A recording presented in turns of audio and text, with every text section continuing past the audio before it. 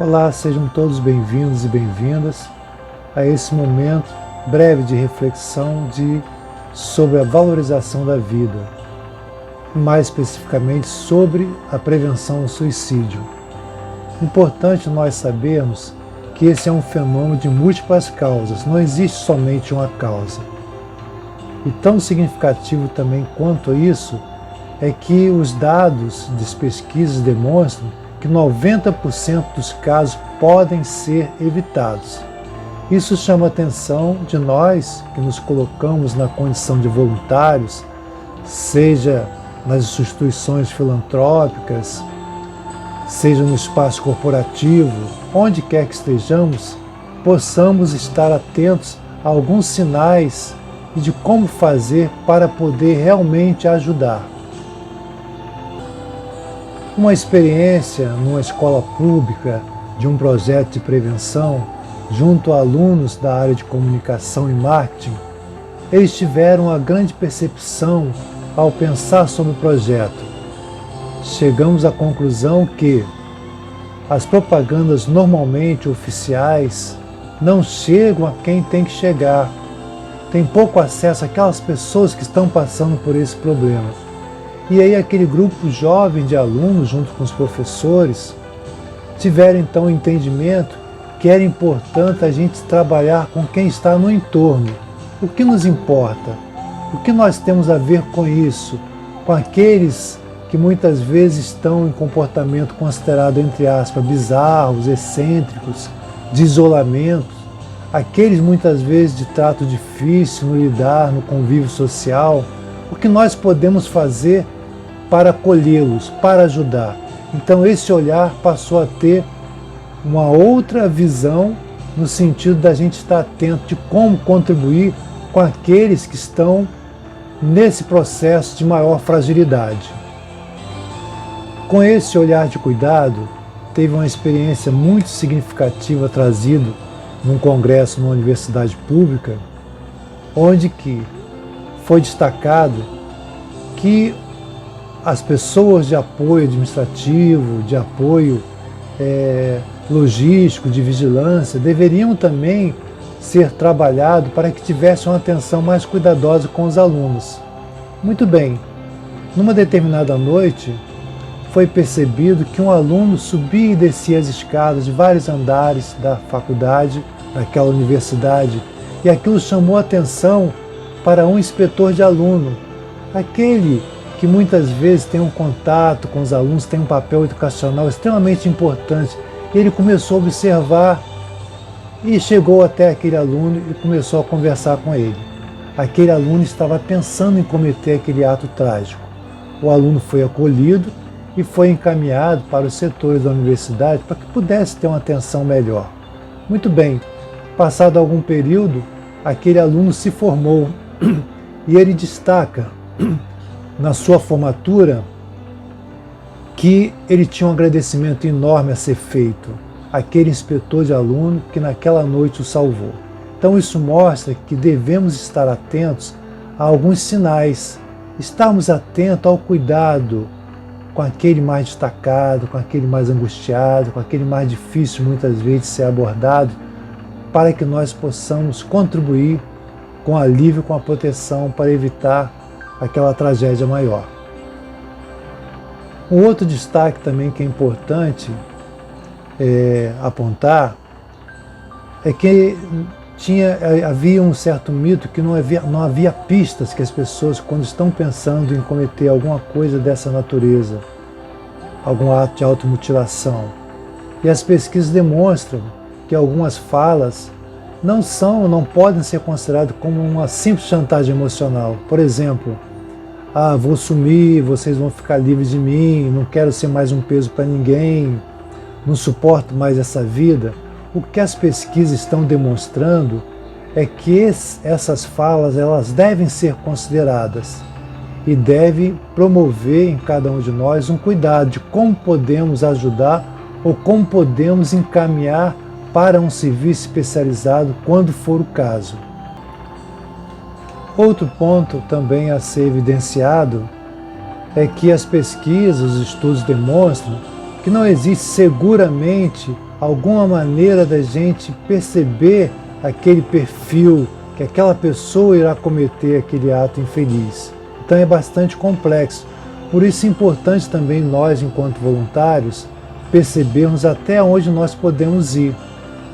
Muitas vezes nós temos a boa vontade, mas não temos o preparo. Mas é importante que estejamos atentos e até acolhendo uma conversa e sendo também um intermediário para um possível serviço profissional especializado. Lembramos que muitas vezes as casas espíritas ou não espíritas, existe lá o acolhimento, o atendimento fraterno, que pode ser de grande valia nesse primeiro momento. E ao percebermos a dimensão do problema, podemos sim estar atentos e tentar encaminhar aquela pessoa para um serviço mais especializado.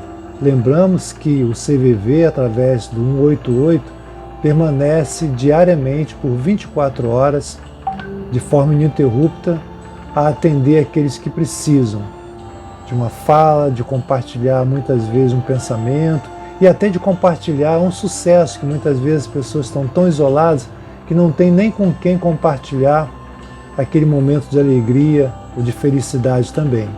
Além disso, tem os serviços públicos, os CAPs, os Centros de Atenção Psicossocial, as UPAs, que são lugares que podem ter o primeiro momento de acolhimento.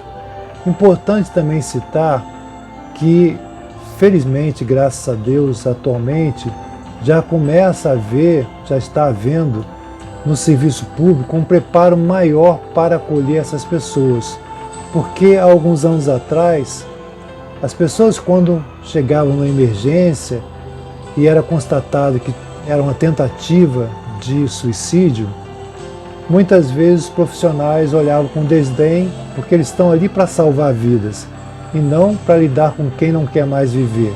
Então, graças a Deus, cada vez mais a sociedade está mobilizada para esse entendimento, para esse acolhimento, para dar o tratamento devido àquelas pessoas que estão nesse processo de vulnerabilidade, de pedido de socorro. Um outro conceito muito importante, que é recente, principalmente sob o domínio do coletivo popular, é pouco divulgado, é pouco entendido ainda, é o conceito de pós-venção que o CVV vem fazendo e várias instituições públicas e privadas vêm cultivando. O que é isso? É tratar da família que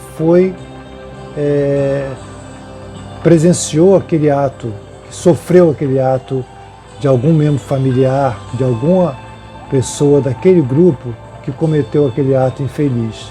Então a família precisa ser tratada, precisa ser acolhida, porque fica de fato um momento assim de grande pânico e de grande pesar, de grande culpa, de sofrimento. A família também é cuidada, mas não somente isso. Aquelas pessoas que felizmente não conseguiram cometer o ato infeliz, fizeram a tentativa, mas não conseguiram, elas também precisam de atendimento, porque muitas vezes é comum a recidiva, a pessoa tentar outras vezes. Então, cada vez mais a sociedade está se tornando mais sensível a esse acolhimento e precisando ainda, no nosso país, ter efetivamente políticas públicas que tratam dessa questão.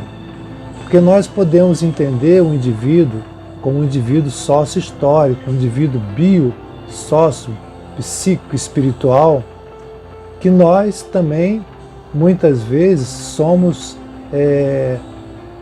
consequências do nosso momento em virtude do que está no contexto social. Então, todos nós temos alguma responsabilidade uns com os outros, devemos uns cuidar dos outros. E nesse sentido, a pós-venção é um avanço para que a gente possa cuidar da família enlutada e daqueles que conseguiram sobreviver e precisam ser tratados para que o ato não seja mais tentado novamente. E por fim, é importante citar que a doutrina espírita nos ensina. Ela nos mostra que a vida continua e que, infelizmente, aquele sofrimento também vai continuar. E são sofrimentos profundos, complexos, mas que merecem e precisam da nossa compaixão, da nossa prece. Pedir por aquele irmão que cometeu aquele ato infeliz. Os mensageiros vão alcançá-los. Ele em algum momento vai receber essa ajuda a partir do momento que ele consiga abrir a sua mente e receber o acolhimento do alto. Então, jamais entrarmos em julgamento, dizermos que foi fraco, que foi uma pessoa inconsequente. Não. Merece de todos nós o exercício da compaixão, o exercício do afeto, da compreensão. Que Jesus nos ilumine cada vez mais a nos fortalecer internamente nesses momentos tão difíceis ainda, tão desafiadores do isolamento, onde infelizmente o consumo de álcool, de drogas e violência doméstica e também do suicídio tem se acentuado. Que a paz esteja em nossos corações, que nós possamos lembrar daquela máxima que Jesus nos ensinou: amar ao próximo como a si mesmo. Meus discípulos serão reconhecidos por muito se amarem. Então é necessário que nós nos cuidemos e cuidemos um dos outros. Paz e bem. Que a paz de Jesus esteja com todos nós, hoje e sempre. Que assim seja, graças a Deus.